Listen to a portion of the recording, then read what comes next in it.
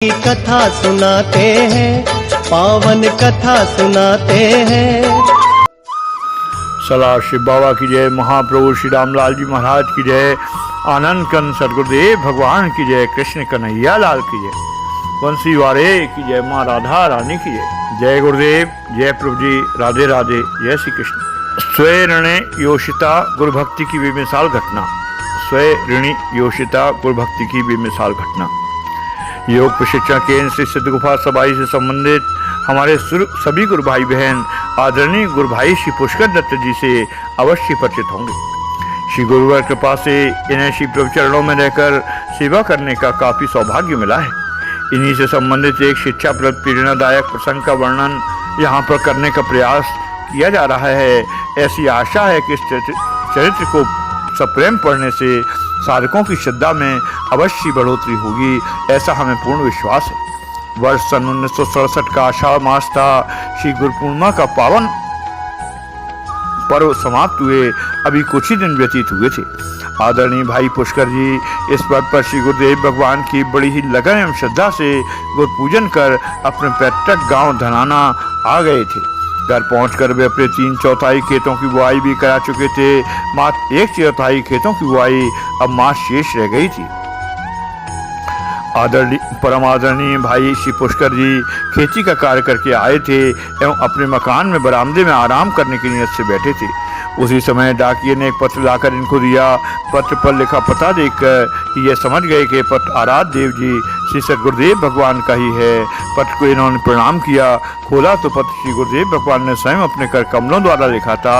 पत्र में आशीर्वादात्मक के बाद लिखा था, लल्ला पुष्कर दत्त, पत्र पाते ही तुम सवाई धाम आश्रम में जल्दी से आ जाओ। जब नहीं आ सकते हो तो लौटती डाक से उत्तर दो कि तुम नहीं आ रहे हो। उसके बाद फिर बार बार आशीर्वाद लिखा था। पत्र को आदरणीय पुष्कर जी ने परिवार के सभी सदस्यों से छिपाकर पढ़ा एवं उसे सिरहाने तकिया की खोल में छिपाकर रख दिया। उन्होंने छिपाकर इसलिए रखा इस पत्र को कोई दूसरा पढ़ न सके। आदरणीय भाई जी ने तुरंत श्री सवाई धाम जाने का मन बना लिया, परंतु किराया कहाँ से प्रबंध किया जाए यह अड़चन उस समय उनके मन में वादक थी। ये अपने एक नज़दीकी मित्र के घर गए और उससे कहे कि हमें अभी इस समय तुम्हें 50 रुपया दे दो, एक बहुत जरूरी काम आ गया है। उनका यह मित्र मजाकिया स्वभाव का था। उसने कहा, पैसा तो मैं तुम्हें अभी दे दूंगा, परंतु शर्त यह है तुम्हें अपना जरूरी कार्य हमें बतलाना पड़ेगा। भाई जी बड़े ही असमंजस में पड़ गए कि अब क्या किया जाए। बगैर जरूरी कार्य बतलाए ये पैसा देगा ही नहीं। असत्य बोलना हमें आता नहीं है, सत्य बोलने पर कार्य बिगड़ने का भय है। श्री प्रभु समर्पित इनकी बुद्धि ने विचार बनाया कि सत्य बात इसे बतला दी जाए। आदरणीय भाई श्री पुष्कर जी ने कहा, मेरे मित्र, बात तो ऐसी है कि आराध्य देव श्री गुरुदेव भगवान जी ने हमको बुलाया है और मुझे आज ही श्री सवाई धाम जाना है। साथ ही मैं ये भी चाहता हूँ कि हमारे परिवार का कोई सदस्य जान न सके कि मैं कहाँ जा रहा हूँ। यही कारण था कि मैं तुम्हें नहीं बता रहा था। अब तुम मुझे 50 रुपया दे दो। कृपा करके यह बात मैं कहाँ जा रहा हूँ किसी को मत बतलाना। इनके मित्र ने इन्हें 50 रुपये दिए और वचन दिया कि भाई जी यह बात मैं किसी को नहीं बतलाऊंगा। ये अपने नज़दीकी मित्र से उधार पैसा मांगने निकले और इधर इनकी धर्मपरायणा पत्नी ने घर की सफाई है झाड़ू लगाना आरंभ किया।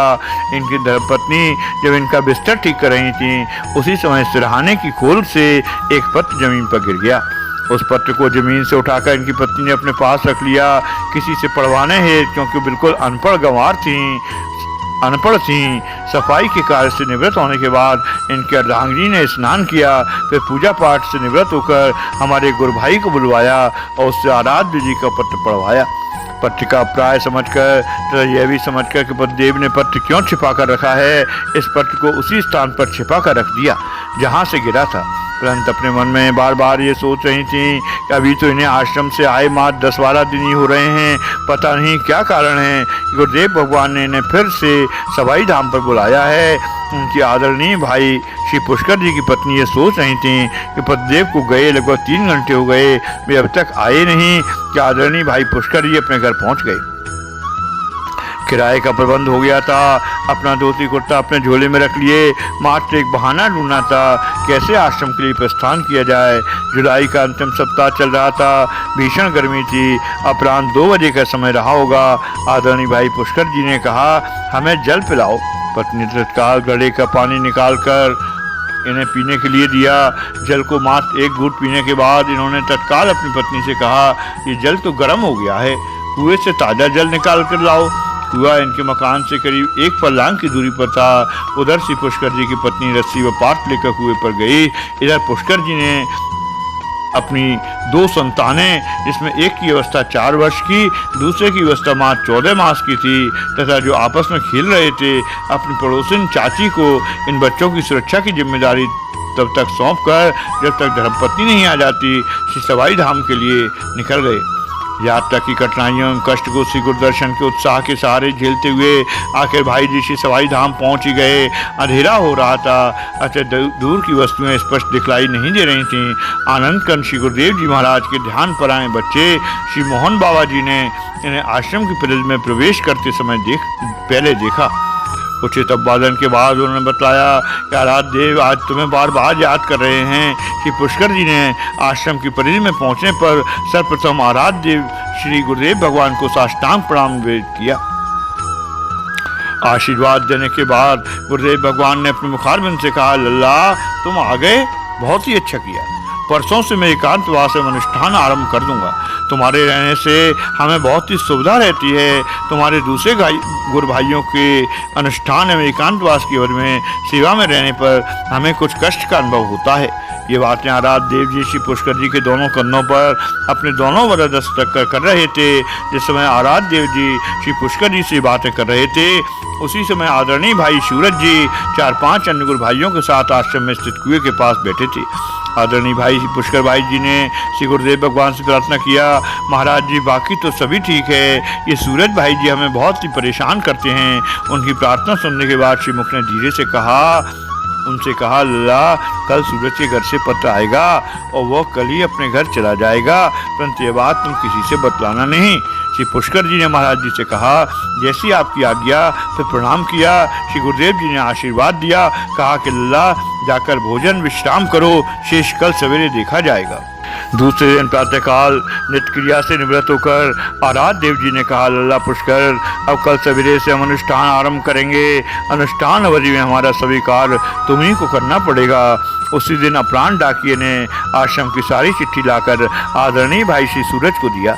उस समय श्री गुरुदेव श्री गुरु भवन के बाहर आराम कुर्सी पर बाहर विराजमान थे।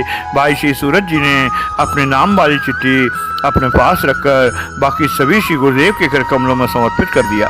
आराध्य देव जी एक एक कर पत्र खोलते थे, दूसरी तरफ रखते जाते थे।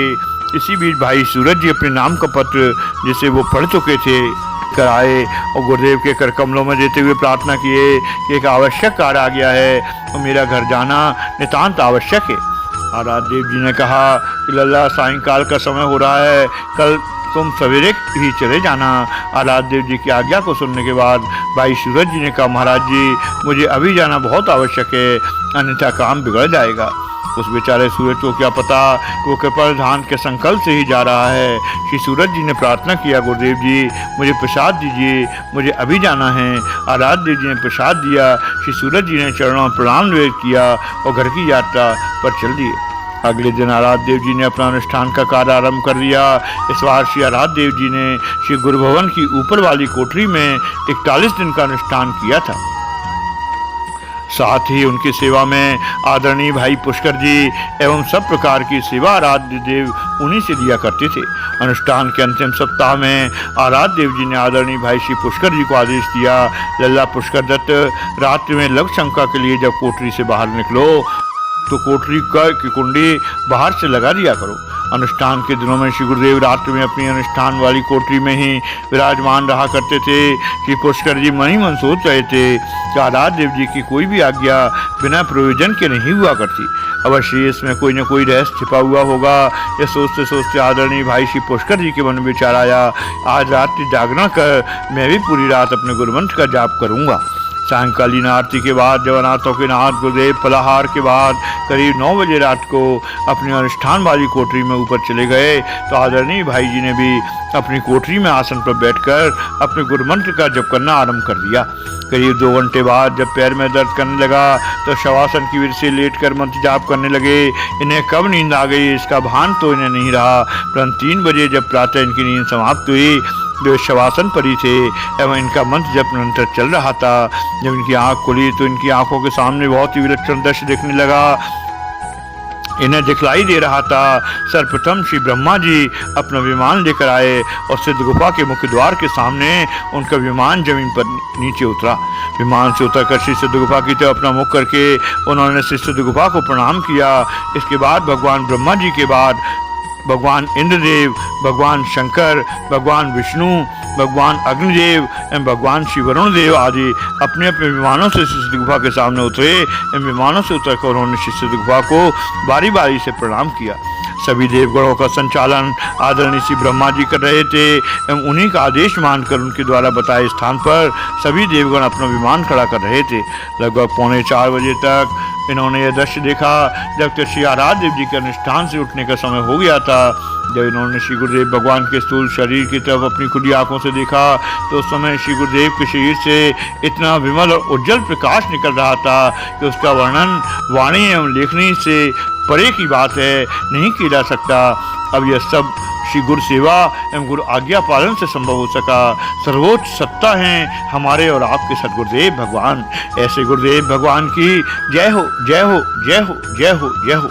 ऐसी स्थिति में उपरोक्त सभी देवगणों ने श्री गुरुदेव भगवान की आरती की। ऐसे गुरुदेव को बारंबार प्रणाम है, बारंबार प्रणाम है। महाप्रभु श्री रामलाल जी महाराज की जय। आनंद कंद सदगुरुदेव भगवान की जय। आनंद कंद सदगुरुदेव भगवान की जय। कृष्ण कन्हैया लाल की जय। वंशी वारे की जय। माँ राधा रानी की जय। जय गुरुदेव, जय प्रभु जी, राधे राधे। श्री सिद्ध गोपाल सवाई धाम की जय।